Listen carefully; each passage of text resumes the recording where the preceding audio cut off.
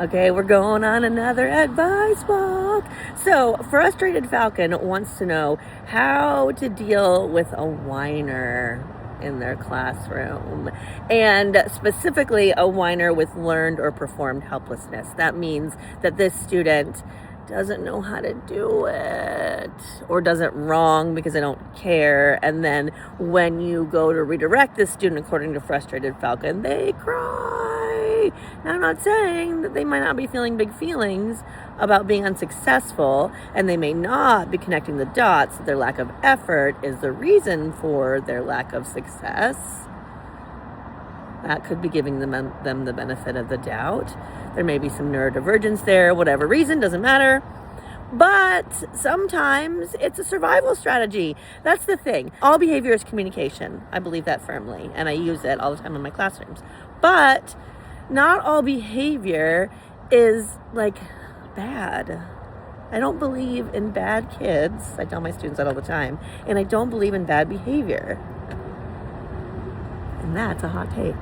What do you mean you don't believe in bad behavior? Kids behave bad and poorly all the time. No, kids behave out of context sometimes. Kids sometimes are using the wrong strategy or the right strategy in the wrong environment a lot of times. It's not that the kids are doing things poorly, it's that they're in the wrong context for the thing that they're doing to make sense. And the faster you can figure out what it is that they're doing, the quicker you can solve the problem and untangle the choice. And then the choice, poof, goes away. You just have to know where to put your effort. So, for example, in this student, a whiner with learned or performed helplessness, where would that work for him? That's how you figure out the answer to that question. Where would this work? Why would this work? Maybe I can find some clues. Oh, I met this child's parent. They have a vested interest and an identity wrapped around doing everything for their child.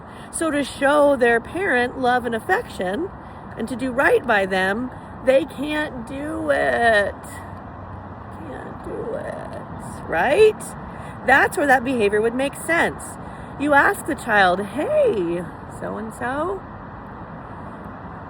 does this work for you at home somewhere, this strategy? And then you name it. Depending on the age of your student, you say, it's called learned helplessness, where I ask you to do something and I know that you know how to do it.